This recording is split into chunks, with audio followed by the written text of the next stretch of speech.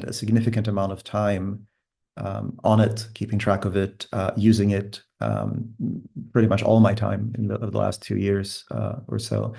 And I've been looking at the evolution of AI from a perspective of augmentation since forever.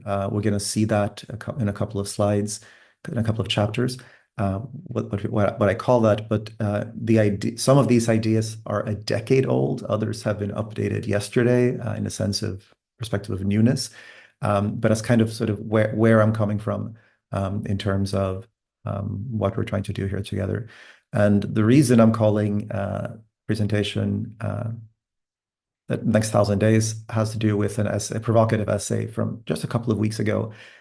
Sam Altman talked about how we might reach AGI, artificial general intelligence, which is what we'll talk about throughout the session, how we might reach that within the next few thousand days. It's very provocative, but it also doesn't say anything. It means anything from 3 to 10, 3 to 30 years could be interpreted as a few thousand days. But I sort of stuck with the title, and until I change my mind, I'll run with this name. And the last sort of contextual bit is I'm treating this lecture as a framework, which I hope helps non-experts level up their understanding of both some theoretical aspects as well as practical ways of using it without going into the technical of how it works. The how it works is its own thing. You can spend your whole life on that. We're not doing that. We're looking at the implications of it from a generalist perspective. I think it's going to make sense. Hopefully all of this will make sense throughout, but think of it also as a framework. So I'm trying to build and publish an extended version of this narrative to build on. And sorry, here we go. I've been collecting all sorts of stats about the importance of the transition we're going through primarily for organizations, because they're sort of the first ones doing something with this transition.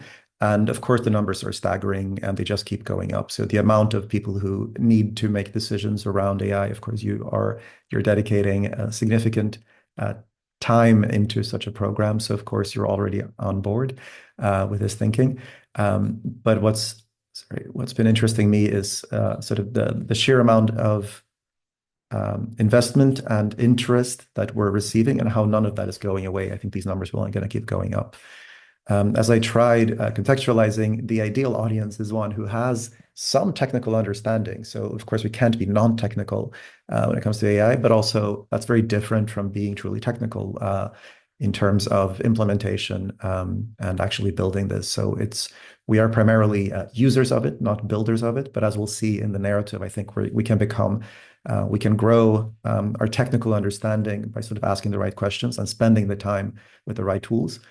But I think it's important to also mention there's a strategic component that I also believe the ideal audience member, which is to say you right here, right now. There's a strategic component, which I also think you have, which is to say you're not just end users of this, but rather you are sort of using these insights to change your life and to change the organizations that you're in. That's how I understand sort of the strategic responsibility. So the ideal viewer is somewhere there in the middle. That's where I am. Again, not very technical, but with some understanding. And again, at a very high level, I want this to be practical. So we're going to talk about applicable things you can do. I want it to be a means of having a finger on the pulse, so staying ahead and seeing what's actually happening and giving, as I've mentioned, the strategic underpinnings you need to sort of use this information moving forward so that you can take this and run with it. And a lot of memes, hopefully good ones, we'll see. And we've had the privilege of working with, as I mentioned, public and private organizations worldwide. What they all have in common is they're all looking at technology and trying to make sense of it for their stakeholders, for their clients. But the way that they do that tends to be very different. And we're going to have some extra time towards the end to talk about all of that and show some of the work as well. We've selected a couple of cool projects, so we'll get to that. But back to the narrative, this is the backbone of the talk. It came to me like literally in the sense of like I wanted to write this structure, this keynote, eventually possibly this book, And this outline, I haven't really swayed or haven't really left this framework behind yet. It's still, I think it still works. And you'll see, hopefully, you'll try to disagree with me, and I would love that to sort of see how I can improve it. But the idea that we start with the underpinnings of technology, which is exponential change, and we build up from there to understand what might be possible if we reach artificial general intelligence, and what that implies. That's the 30-second version of what we're doing. But we'll do that with a bit more detail, chapter by chapter, of course.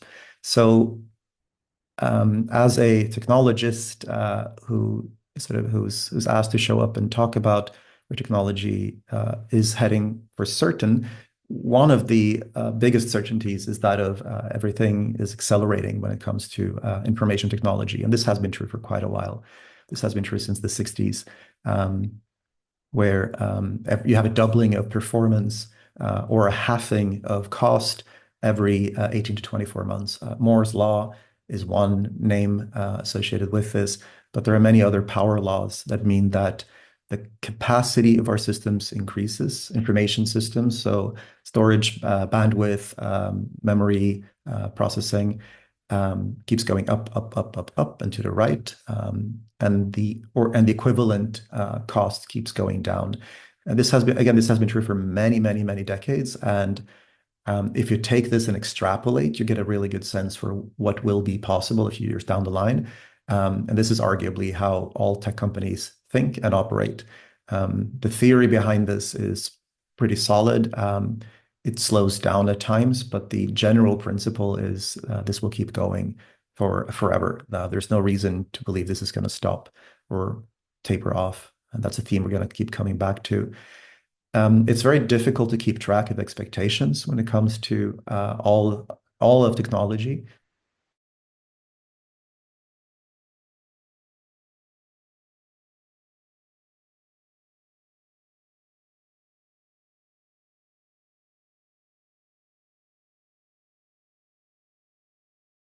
Novel image, I guess. I think everyone has seen this, that this used to be true, but rather that it no longer is, right? I mean, if you ask Midjourney or Stable Diffusion or even DALL-E for any kind of image representing hands nowadays, of course, they're fine. They're no longer botched.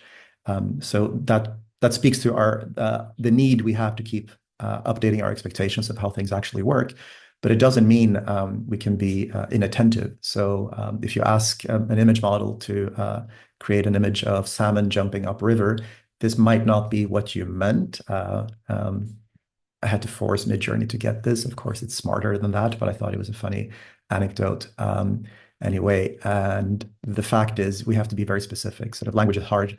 These systems do what we ask them to, which isn't always what we want them to. And that gap is where a lot of difficulty takes place.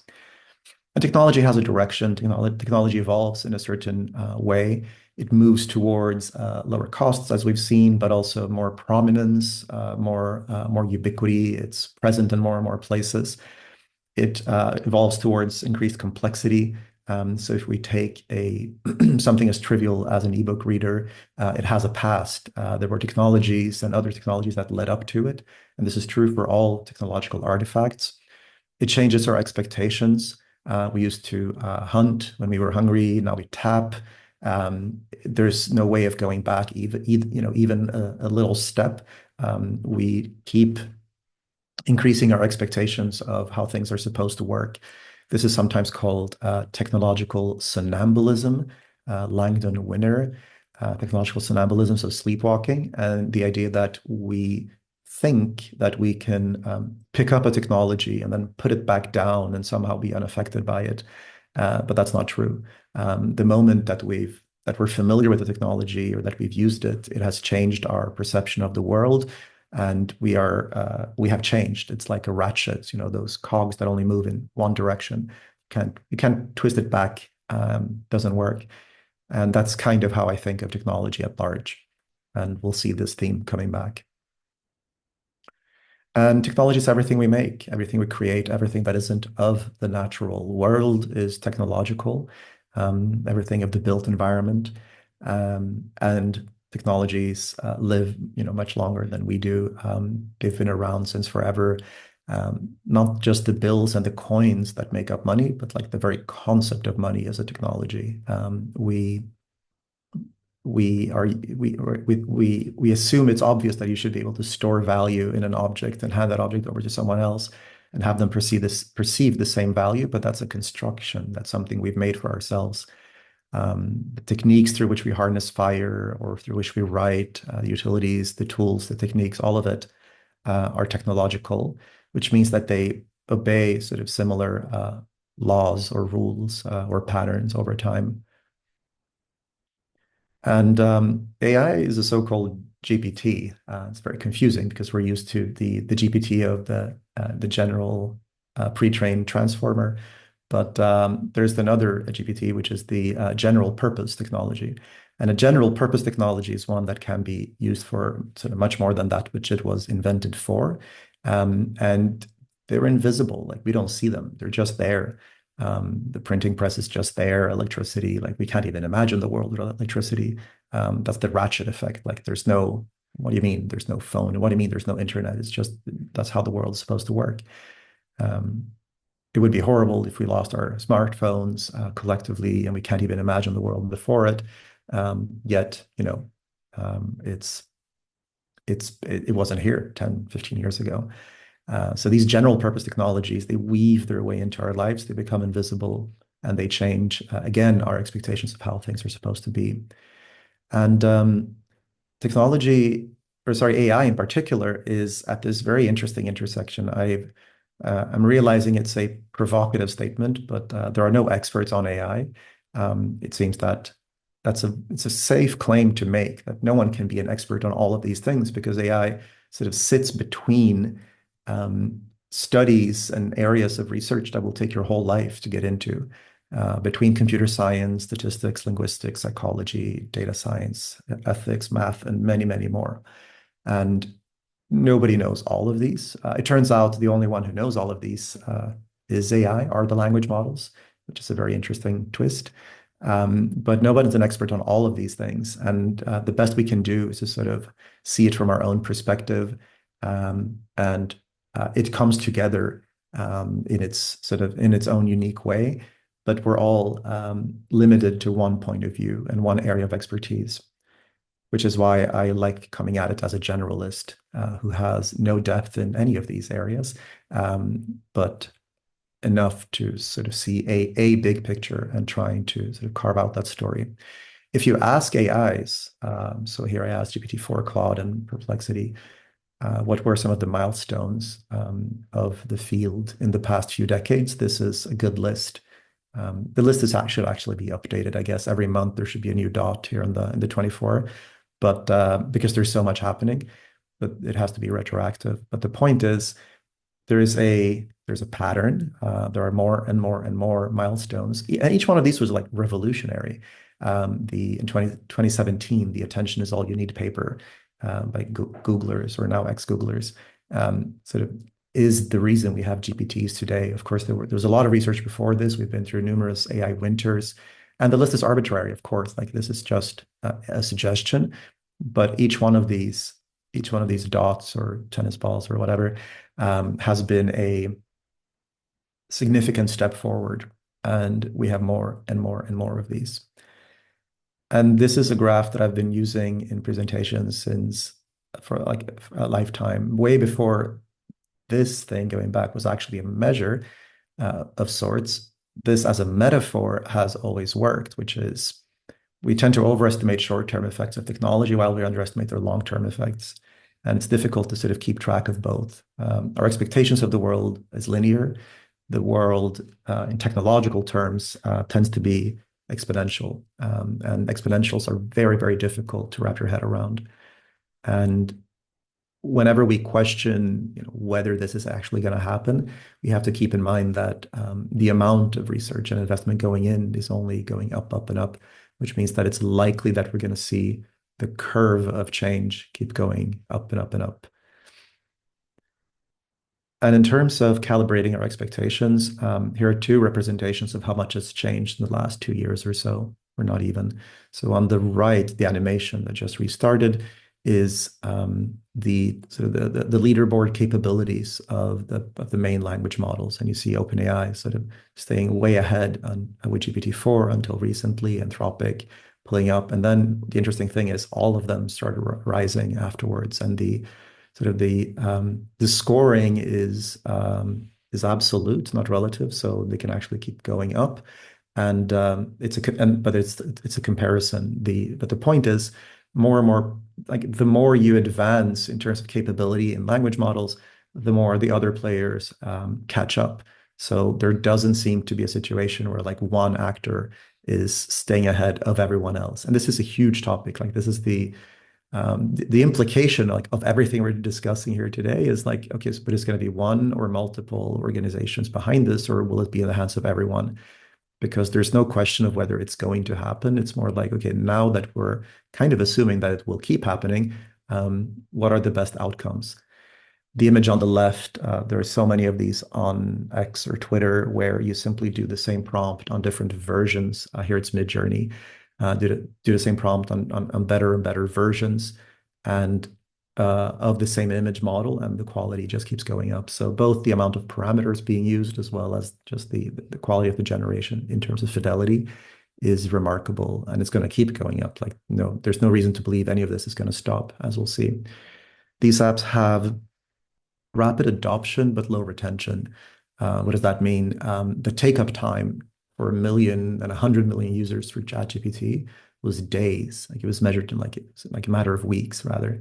Netflix took 10 years to reach 100 million users. So, and 3, 4 years to reach 1 million. So the people are quick on the uptake. It spreads like wildfire. Every phone that is online can have access to GPT or Claude or whatever. But then the retention is fairly low. These numbers are a few months old now. I'm dying to look at if they've been updated, because the amount of people who stick around using these tools isn't super high, because it's very unclear what they're actually good for most people. There are many kinds of AI. I have a rice cooker, and my rice cooker says somewhere in the box that it uses AI. And you first you laugh, I'm like, okay, that's silly. But then you're like, no, that's actually, it's by definition, it's a reactive machine. It's the same principle that is used for like spam filters and even even chess computers.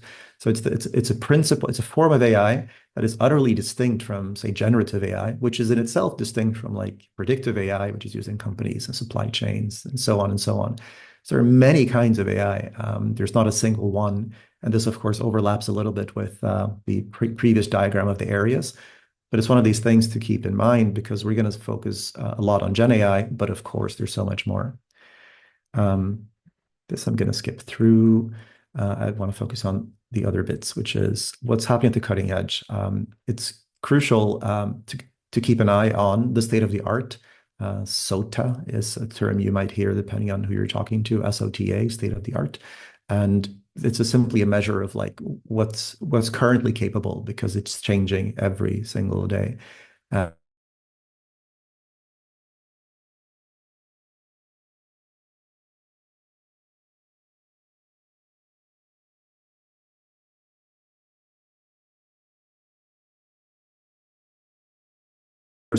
The idea to have a mental state of how good these systems actually are and what they should be capable of doing. We expect AI to be really smart sometimes, but it isn't. That's what the Siri icon is here. Siri is like something we want to be really useful, and like it's sold as, and so, and here I really mean like Alexa and Google's and all of those, like the current state of like voice assistants is fairly mediocre.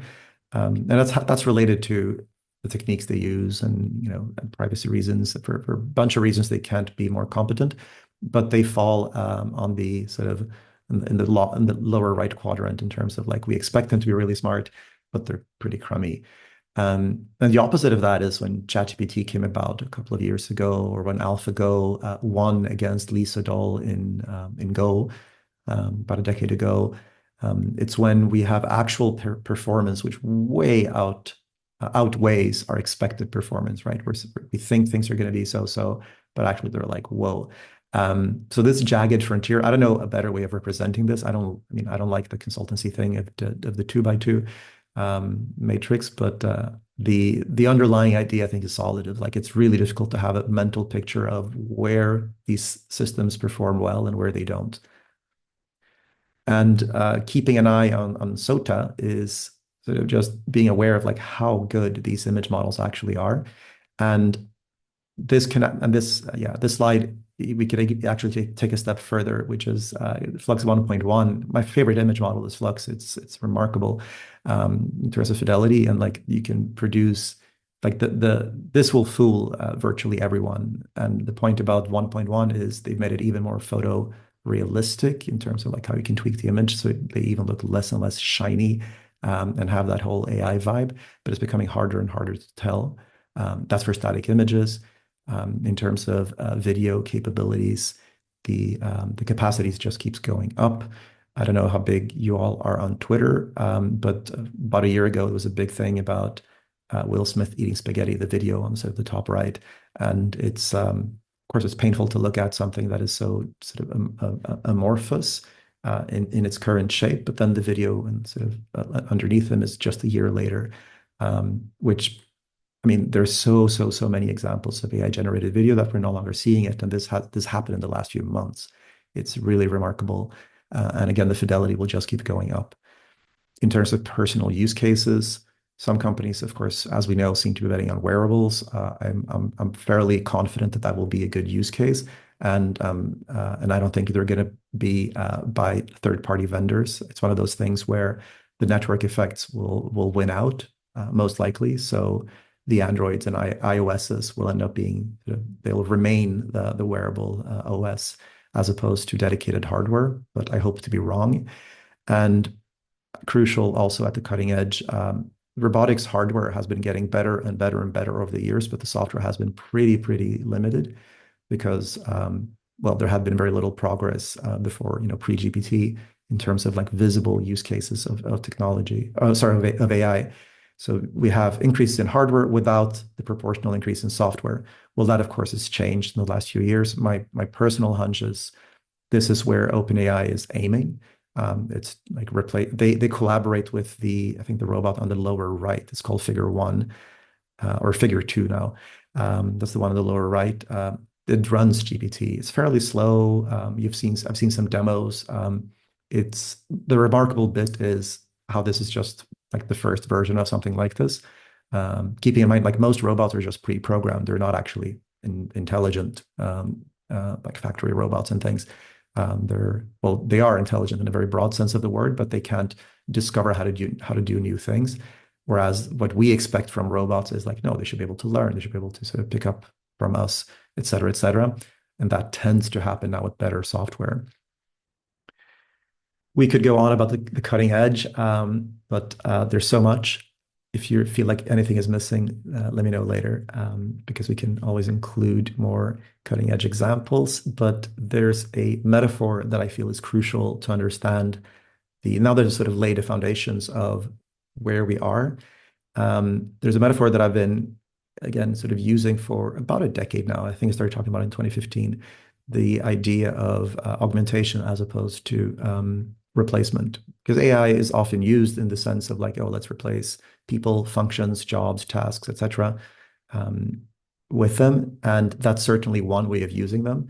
But there's a whole other way, which is an awesome story in my opinion, which begins 97, Kasparov playing against IBM's Deep Blue supercomputer. They had played together in 2016. Kasparov won, or 90. No, I misread that year. They had played previously in 96. And then when Kasparov won, IBM asked for a rematch in 97, and IBM won because their computer had gotten a bit better in that time frame. And the way that this match was characterized was very much as one versus the other, human versus computer. And that's the story that we took away. So when the computer becomes better than the human player, then suddenly, why should the human player even practice anymore? Should probably just move on and do something different because they're not going to get faster or better next year, whereas the computer will. Kasparov being a very informed person, I guess he still is, he decided to do something different. Instead of practicing against the computer, he said, okay, let's use computers and do something different. Let's create a new category of chess, which is now known as freestyle chess, in which, as you can see in the picture, there is a player with a computer against another human computer pair. The first game happened in Leon in Spain. The first championship, rather, happened in Leon in Spain. And since then, it's been a whole way of doing chess. Kasparov says it was as disturbing as it was exciting. He has an excellent TED talk about this from a few years ago now, in which he sort of shares part of his own experience from a first person, and some insights about what makes a good centaur. But I've distilled it here as well, so hopefully the same message. The last 2 decades or so, the best players in the world in so-called blind matches, where you don't see your opponent, are centaurs. They outperform grandmasters and supercomputers regularly. So playing with computers has become its own thing. If you look at so-called ELO rankings, where you compare different players, I'm somewhere around 0 on this graph, but like the very, very, very, very best players, human players, score like 2,900. That's the end of the green. And then you have the best software, the best full AI solutions outperforming that until around 3,500. Then it gets fuzzy because in chess, because there's so much, one, because it's such a rational and well figured out game, the jagged edge comes back here actually. So like every year or so you have a headline of like, no, AIs are better. And then sometimes centaurs are better. So it's fuzzy. But for a long while, the centaurs still outperformed general purpose chess AI systems. I'm not a chess expert, so all of this has been validated by friends who are, but I might also be misrepresenting something. Hopefully not. At a very high level, centaurs sort of help us grow our capabilities. If we define capabilities as sort of the intelligence and access to doing things, and the equivalent being Neo downloading Kung Fu in the Matrix of sort of, okay, now I can do all of these things that I wasn't able to do previously. You're not fighting Kung Fu against a robot, but rather someone who's learned it through whatever means. In fiction, it's a download. But here, for us, it's going to look very different, as we'll see.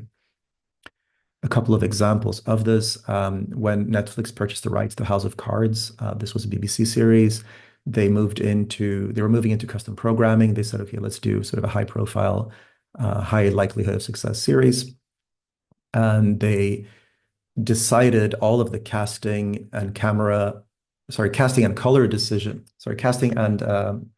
creative decisions, including things like color palettes, director of photography, and a few others, through big data, through data visualization, through very applied and specific forms of AI, but directed towards the creative process, which was utterly novel at the time. This was not done.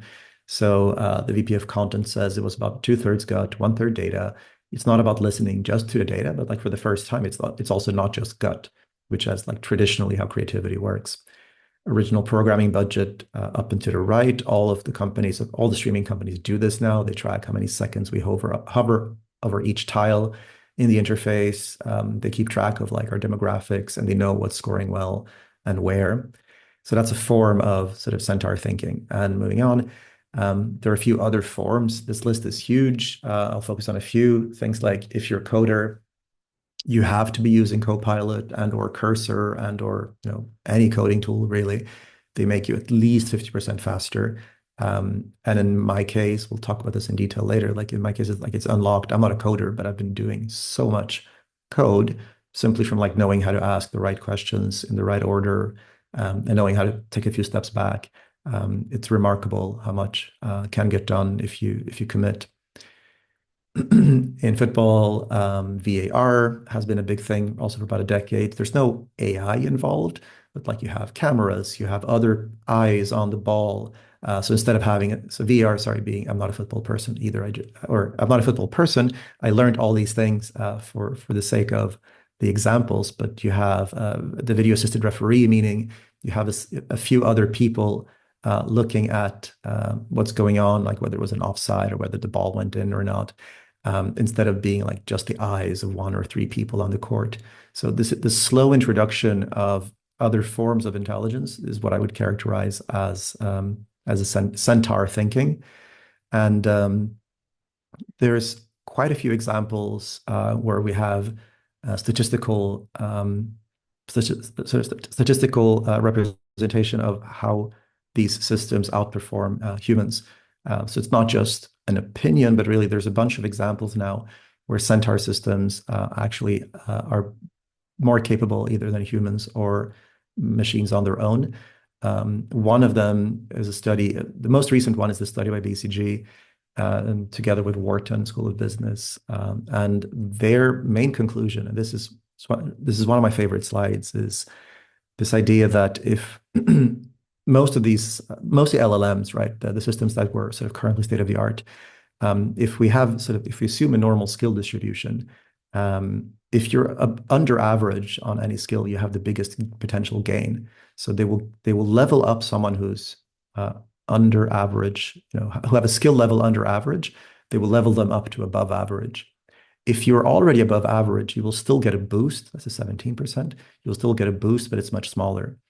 And there are many ways of saying this, and there are many ways of proving it as well. This is the only one with like good numbers, the most reliable one with good numbers, but metaphorically, we can go on and on about sort of what it means to be augmented by AI.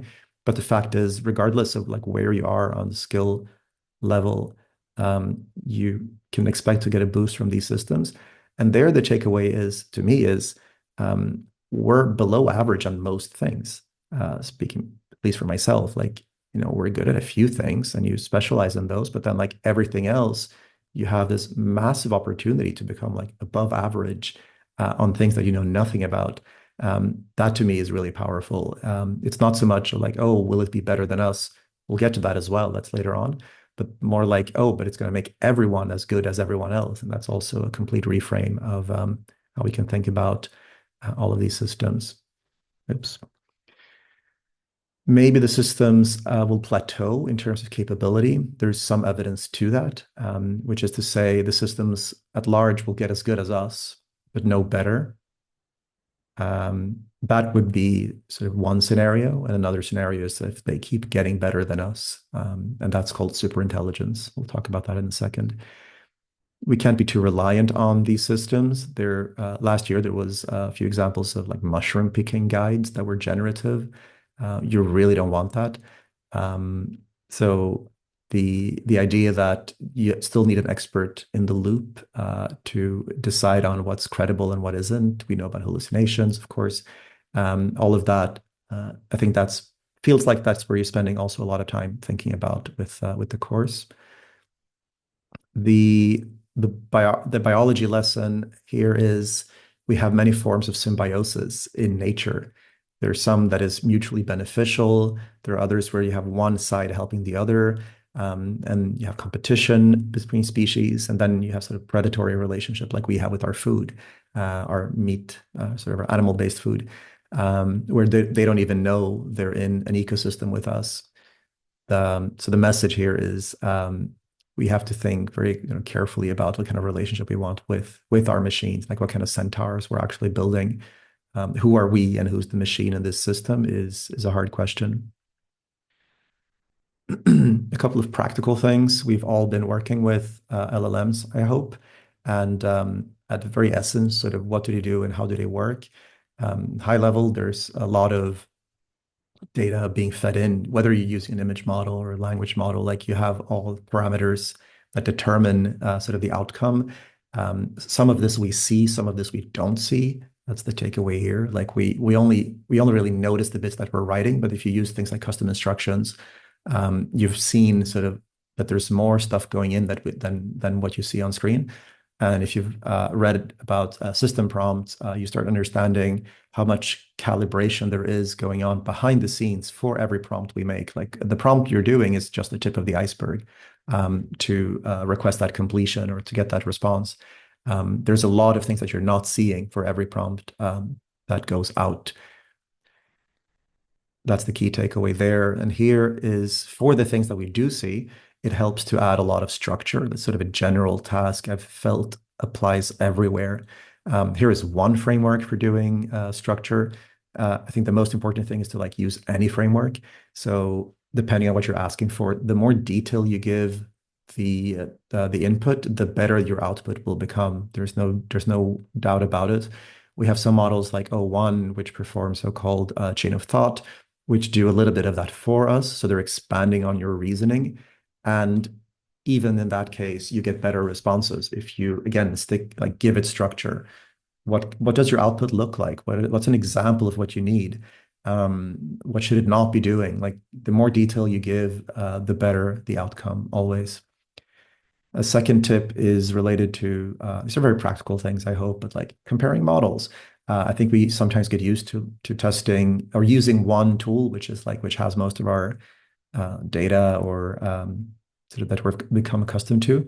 I find it hugely valuable to just compare different models all the time for images. Try one or two or three. Same thing with text. Depending on the context, you'll start learning what they do, what some do better than others. And also very practical is like know which questions to ask to get the most out of these systems. These systems are incredibly knowledgeable. They know so much more than we do. Asking like what else you should know is such an easy cheat almost. At the end of any conversation, like, okay, so what did we miss? Like, what else should we be looking at? And like, oh, by the way, we haven't talked about this. And 9 times out of 10, that's valuable. So having a good understanding of like what the models are capable of takes work and gives a lot of return if we spend the time on it. The meme is really the punchline of like you have a boss, you have a leader, you have an introvert, and you have an introvert with AI. And I think that's what companies are going to look like moving forward. There's talks of the $1 billion one-person company or whatever, or like not having teams. I'm not judging any of that. I'm simply observing that I feel it's extremely likely that we're going to see that happening. And if you're in a position of hiring, you're certainly thinking about what you can do for $20 a month with GPT as opposed to like salary for a person. And the implications of that are just absolutely massive. And we could spend, I suppose you're spending a lot of, I hope you're spending a lot of time talking about that as well, because that seems in the ballpark of the course. But at a high level, we're going to see a lot more of these kinds of conundrums and the changing nature of businesses and organizations at large. We understand that these systems are creative and capable. We used to think that they were going to take the quote unquote easy jobs. So truck driving on the surface looks really easy, right? You just follow the road. Turns out it isn't. It isn't at all that easy. And these expectations have flipped significantly. The tweet on the right, I think we've all seen. The biggest problem with pushing all things AI is it's the wrong direction. I want AI to do my laundry and dishes so that I can do art and writing, not for AI to do my art and writing so that I can do my laundry and dishes, right? I think we all feel this. It's good at doing the things that we actually enjoy doing. We have these strange situations now where we can't be bothered. I say we in a very collective sense, but like we in the sense of like people can't be bothered writing text that they want others to read. So they outsource it to AI to write it. And like all of these questions are suddenly hugely important. And I feel there's few places to discuss the implications of this. So again, I'm super glad that we're even having this conversation now. And there are many, many, many meanings of creativity when it comes to these diffusion models or generative models. Here, I've sort of highlighted one artist that does some, it's called Nice Aunties, a Singapore-based artist who does some very imaginative things, which would be impossible if it wasn't generative. Like you could do this in Photoshop, I guess, but you wouldn't. So leaning into the generative aesthetic is one thing. Designing your own image models is another. Not replicating, but augmenting, I think, is the direction forward here as well. A few of the things we can do, of course, is generate content. About like music models, I'm not a fan of them in particular, but I hear but some people actually find some bangers on like generative music. I think like each one of us has a different threshold for like where it bothers us that something is generative or not. And for some, it could be anything. Like people there's a missing example here, I guess, which is like the Facebook like the deluge of generative art on Facebook, and apparently fooling a lot of people into like, oh my God, I can't believe this is real. Um, and I don't think that's going away, right? We've seen how the models are improving. People don't necessarily level up as quickly as the technologies, unfortunately. 2 minutes into a personal example, I am a huge fan of the tarot. I got into it at a point in my life where I figured it was worth sort of investigating metaphors and archetypes. And when DALL-E 3 came out about a year ago, this was in October last year, for the first time, you had an image model with a language model behind it. I don't know how much you've played with, like compared Midjourney to DALL-E, for example, but Midjourney, you have to be extremely specific with what you want because it will do exactly what you ask it to. Whereas if you ask ChatGPT to do something in DALL-E, everything you ask goes into a language model first, and then that produces the image. And that difference makes all like that just yeah, that makes all the difference in the world. Because if you ask it, for example, if you ask GPT to consider every existing tarot card for the sun, like in this example, take all of them, like take everything you know, could be a lot, could be a little, now come up with something that is unique, that combines these symbols and that is unique. And I stuck to that prompt. Like I would change the card. There were 22 cards in the major arcana, but I would play with the same prompt over and over and over and over again to sort of get interesting results. And the first one was remarkable, and then I sort of stuck with it until I could produce a whole set. Took a couple of days into sort of creating something that is unique in an artistic sense, but also symbolically correct. The texts are all over the place, and it's never the point of like replacing our own abilities, but really like what else can we do by leaning into what these models are good at, and leaning into like the variation and the variability that they create simply by virtue of like of being designed this way. Image models will give you something, language models will give you something else. The intersection of them is its own thing. And I'm a big believer in like this is how we make things that wouldn't be possible otherwise. I'm not an illustrator at all. I could never have done this in a million years. I always wanted to do my own tarot. And this was one way of sort of materializing it. And a very important point is sometimes there's talks of like, oh, have you noticed that the results are getting worse in from GPT or whatever? And I was, as a heavy user, I always felt like, people are just exaggerating. They're clearly like the models aren't getting worse. It's just like our expectations are changing.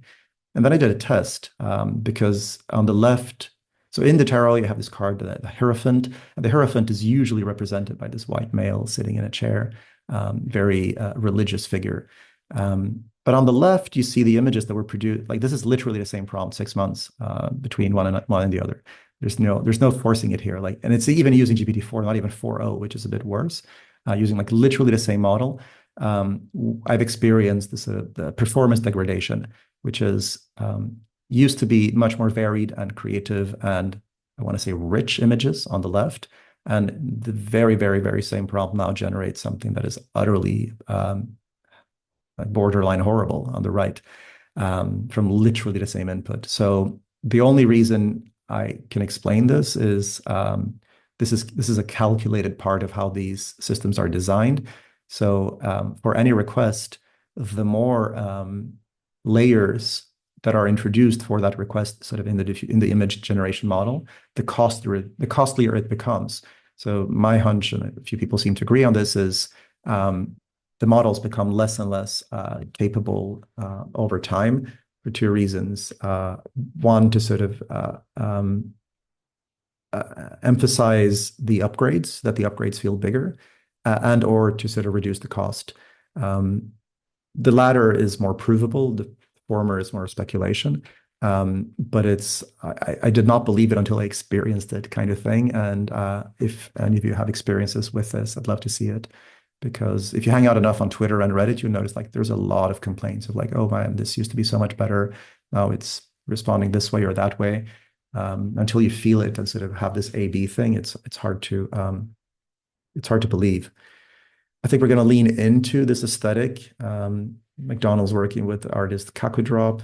But also we're going to see a lot of like wild applications of it. So you can't do this image in DALL-E. It will prohibit you from using like anything copyrighted. But if you use Flux, which was done here, not by me, but like if you use Flux or Stable Diffusion or other models, you can do just about anything. Models can be jailbroken. Models can be adjusted to various outputs, and that's something to consider. I'm going to pick up the pace.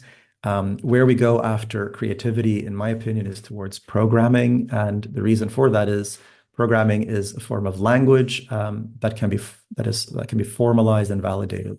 So there are numerous poems. There are infinite poems. Any poem can be right or wrong. There's no distinction. Whereas with code, there's only one. You can validate the way things are done, right? Either code runs or it doesn't run.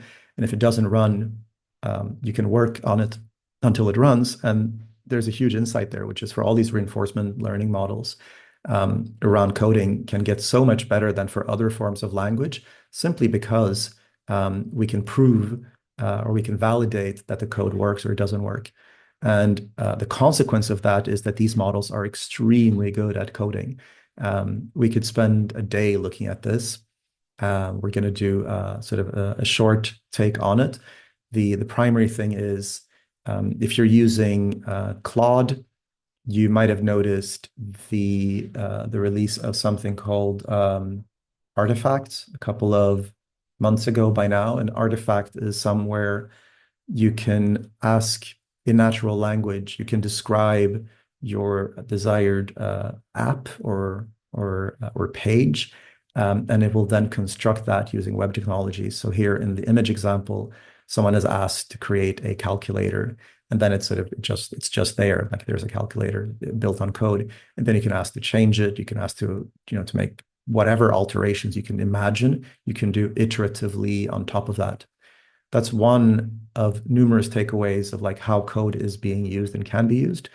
And I agree with the tweet below, which is the hottest new programming language is English, in the sense of using natural language, you can build so much stuff. It's where I'm spending virtually all my time now on a personal level. It's like I'm coding because I was never able. I'm 42. I spent 40 years wanting to code, exaggerating a little bit, but like my whole life I wanted to code and never really sort of cracked it. Never had the patience for it, to be honest. And then all of a sudden you can scratch your own itch. You can do so many cool things and build so many cool things with it. And there are infinite ways of doing it. There are a bunch of apps being released. This is just a small example of like the amount, like the sheer amount of tools coming out every week. There's something announced in this space that allow you to build apps with low code, no code, or just a lot of code, but without knowing it, just like knowing how to ask questions about it. Again, that chapter could be a day. Maybe it will be in the future when we expand on this framework.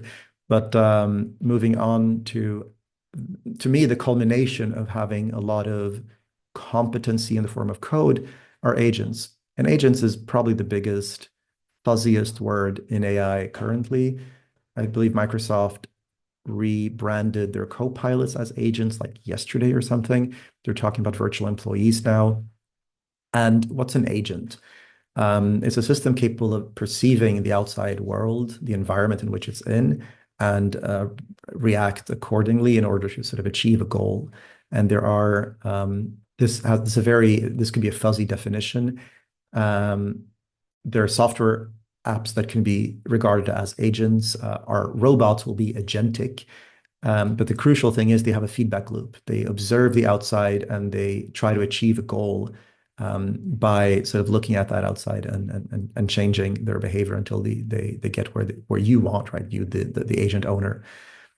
And to make a very abstract idea a little bit more concrete, we have the chart on the right talking about autonomous versus deterministic on the horizontal axis. So autonomous being systems that can do things in any way, and deterministic being things that you can do like that work in one very clear way. And then on the vertical up to down, we have this idea of like we have narrow tasks on the bottom, like very specific tasks, and then general sort of open-ended, anything goes kind of tasks. Okay, so with that framework, traditional software is in the lower left. So software Google Sheets or whatever is deterministic and narrow. It does something, it always does what you want it to. It's very predictable, but it's very specific in what it achieves. And on this abstract matrix, we move through agents, we move to AGI. So agents are the stepping stone towards artificial intelligences that are able to achieve open-ended goals in a general context. And if this is fuzzy, everyone agrees, but there seems to be like a strong, strong, strong desire to move in this direction, which I think is worth paying attention to. And one recurring definition of AGI, artificial general intelligence, is that of replacing labor, basically. So like taking jobs. That's OpenAI's definition, as we'll see in a second. But the degree to which these jobs can be replaced is kind of high and not going to decrease. So whether office and admin, legal, architecture, which the jobs here on the graph that are scoring around 40% of being exposed to automation, on average about 25%, this will just go up. Again, like if you're hiring now, it's such a horrible situation because you're going to lean very heavily towards doing things that can be done with AI as opposed to involving other people. That's just the reality of it. And the implications of which, again, I'm happy that we're talking about. And I think it's going to pop up in like invisible places. If you ever order takeout in the US, you might be talking to an AI. This is an MIT spin-off company called Presto. The end user has no idea they're talking to an AI. It's just like, I want this or that. The information comes into the restaurant in perfectly. Because there's no person on the line to make mistakes or whatever. Another sort of small snapshot is Waymo, the Alphabet Group's self-driving car initiative. The amount of autonomous driving that is achieved month over month, year over year, just keeps going up. Like, we have self-driving cars. They're here. They're not everywhere, but they're here. From agents, we move towards general intelligence. AGI is a theory, it's a hunch, it's a belief, and it's something that we might be manifesting. There's no map between here and there. It's an unknown. What exactly we need to call something generally intelligent. There are many, many attempts at defining it, and there's a lot of money at stake. OpenAI have an interesting relationship with Microsoft, where their independence from Microsoft is related to whether they achieve AGI, basically. And achieving AGI then must have a very specific meaning because it can't be open-ended if it's in a contract. So they define it as autonomous systems that outperform humans at work, economically valuable work. So it's a very specific definition. And this matters because everyone, well, not everyone, but like a lot of organizations and people have their own sort of pet definitions of what AGI should be. But here is one that is sort of contractually tied to a specific outcome. So you bet that this is what they're working towards, is replacing labor with economically viable software.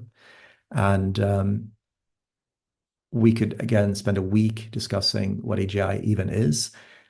Here is one high-level view of it by a phenomenal philosopher of technology, Joshua Bach. And he talks about we need AGI. For AGI to be generally intelligent, for real, it needs to be competent on a series of different vectors. So the cat-like shape that is outlined with the ears, you can see it, is my own attempt at like saying where I think we're at on each one of these vectors, given my fuzzy understanding of the framework in the first place. But the framework itself is by Joshua Bach and a study group, if I'm not mistaken. But the point is, we're performing really well on things like learning and knowledge, but not necessarily as well in other fields. And for AGI to really be here, we have to be able to define this much more clearly, but also, well, we have to agree on the framework. What I'm certain of is that AGI, if we are to see it, will be a combination of multiple forms of intelligence. So we talked about some of these forms previously. I've extended it into the unknown here, but because I'm sure there will be other forms of AI that we're not seeing, and that will be part of that. But AGI won't be language models. It won't be generative per se. I think they will be a part of it. And an AI that can lean into other AIs and knows when to talk to another AI and how, and can do that at the speed of light, that will seem generally intelligent, in my opinion. And they will be, so you'll have systems orchestrating, working together. Whether we go beyond human capability or not is arguably the biggest question out there. If they stay at our level, that is revolutionary and groundbreaking in its own right. If they go beyond us, if they outperform all of us, that is so-called superintelligence, and it is anyone's guess what that might mean. We're just observing, and we'll be part of it, but it's a singularity. We can't see what's on the other side. Prediction markets talk about 2032. So do the math on how old you'll be in 8 years. That's when we're likely to see AGI according to the definition used by Metaculus, which is one of these prediction markets. You have a few thousand people voting. The average is going down. It used to be 2045, 2040, 2035, 2032. Experts think we're getting there rapidly. General intelligence, not super intelligence. Others believe we're going to shoot right past our own intelligence level and reach straight for ASI rapidly in the next few years. There's a paper called Situational Awareness, very, very, very contentious but super interesting nonetheless. The paper and presentation that literally sparked my own desire to write a newsletter last year is this thing called Sparks of AGI. There's a presentation by the first name on this list, Sebastian Bubeck, on YouTube. It's amazing. He talks about how GPT-4, 2 years ago now, I mean, this is old news. 2 years ago, GPT-4 was already capable of thinking beyond its instructions. And that is a spark of AGI. And he spends a good 40, 45 minutes that you won't regret explaining why that matters. You can have access to the slides later, but I try to put together a checklist. Like if you're in a professional situation and want to work towards AGI, there's some things you can look at. Here's a company that works very AGI-like. It's a bank in China with 1 billion users. It's a billion with a B, and 10, 15,000 employees. All of it is AI. Every credit decision uses no human intervention. It's all done by algorithm. So it's an incredibly small company that is incredibly valuable, and that puts AI first and center, like front and center. So what could possibly go wrong? Quite a few things, it turns out. We're going to handpick a couple of topics and maybe leave this more for the follow-up. But I've selected a couple of terms or vocabulary words from the universe of AI that I think help us understand, first of all, some of the dichotomies involved in language models. So like one massive risk is that of hallucination. It's not even a risk, it's a certainty. These so-called stochastic systems, they're non-deterministic. They don't do what we expect them to, and that's why they're creative. They, of course, they tend to hallucinate. I think Marc Andreessen said hallucinations, we call it creativity when we like it, and we call it hallucination when we don't, something to that effect. So hallucination tends to be undesirable, but it's a feature, not a bug. And this idea of robustness, which is how reliable are the systems given unpredictable circumstances? Like, can you make the systems become brittle by adding some noise to them, or by introducing it like an underscore in your prompt? Will that sort of make the whole thing go crazy? Like the way that they react to interference is very important to keep in mind, and very important to sort of test for when you're designing systems using AI, especially language models and image models. And then very big picture, alignment is maybe one of the most important terms when it comes to understanding AI risk, which is like how closely does its values align with yours and ours. Bias, I think we all have a good understanding of now, yet it remains something to be reminded of because it's inherent in these systems. And to me, one of the solutions to these is explainability. So how do we, one way to reduce bias and to increase alignment is like, okay, make sure that the systems can explain to us why they did what they did, because that will keep the feedback loop tighter, and we'll be actually be able to sort of control if things start going wrong. Where do we go from here? I think we proceed without certainty. That's the only thing we can be sure of. It's interesting to look at our sort of self-representation, our self-image of these systems, and in a way, they're found in sci-fi. This is how we represent these systems in our collective imagination. I have no message here. I just collect them as a reference point to like, okay, these are very different from one another, but what they have in common is they're all sort of ways that we represent artificial beings in popular media. And that also means that it's likely that they're going to look this way. It's a crazy thing. Like technology tends to mirror our science fiction, our imagination.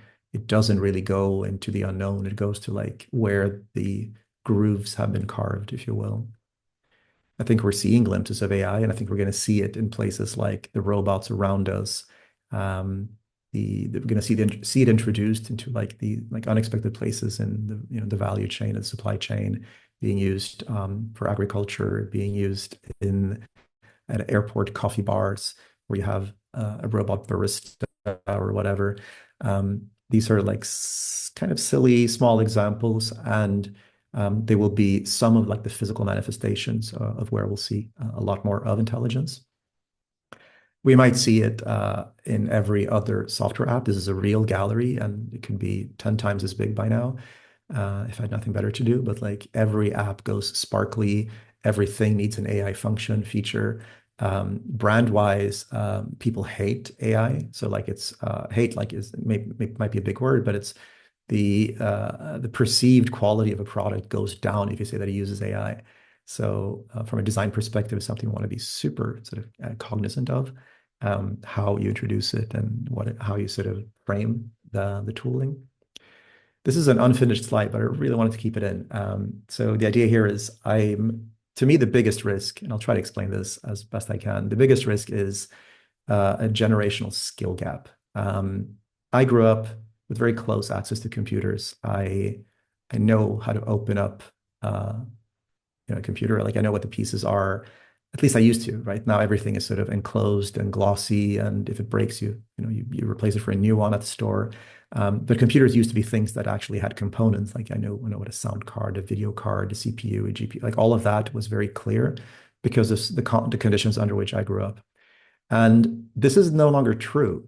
I don't hang out with a lot of Gen Z or alphas, but I hear a lot about the perspective of like, oh, they're actually to quite a degree technologically underprepared because they grew up with iPads and iPhones and very little understanding of how things work on the inside, let alone like what are files, what does it mean to like save something? Like there are things that have become completely abstract that I hope are obvious to you guys. It's obvious to me, but it seems as if it isn't obvious to the majority of upcoming generations. And this matters because the systems that our generation is building are pretty complex. And the legacy we leave to the next generation, I mean, not only are we leaving a burning planet behind, but also like all these systems that no one can maintain. So it's kind of the message that I'm going for here. I'm hugely concerned about this. This is as important as everything else, maybe. It's just like, okay, because these systems they're going to keep growing, right? I think we've made that argument, like they're going to keep increasing, they're going to keep receiving investment, becoming more and more capable. But it doesn't mean they're going to become easier to use or manage or research or improve. So there's a very real risk that we'll leave behind these incredibly advanced systems that no one knows how to use or improve. And what we're going to be left with are systems that improve themselves. That's the cutest possible dog pet. Uh, Thank you. I was thinking, did anybody see it? Mine is somewhere here near my feet. Very similar. Um, I'll leave you with a couple of questions that I believe are sort of transversal and always applicable. If you're in a business position, maybe more so, but I think at large, like if you're making decisions about where to invest and what to do with AI, like the primary question is like, what kind of data are you working with? What do you have that no one else has? That's unless you have access to like this language model that you've built, then your best moat, like your best protection, is having good data and knowing that data well, and having it be well maintained. That's going to be your advantage to just about anything, because the models themselves, again, unless you're building those models, which I believe none of us are, the models themselves are left to very big companies with very deep pockets. And our upper hand, our distinction ultimately is sort of the data we have access to. I think it's hugely important to think about what we're looking to automate, um, like which parts of the work you're doing should AI systems do, because that's like the existential question right now is what do you even want to like what do you want to be left doing? Um, Big picture, like if all of this actually happens and if it keeps happening. And then finally, sort of the centaur question, like how do you augment your abilities instead of replacing them? What are the things you can do that you weren't able to do otherwise? And you don't need this because you all signed up. So thanks for that. But yeah, I'm really happy that you guys are so invested in these questions. And I want to thank you for your attention.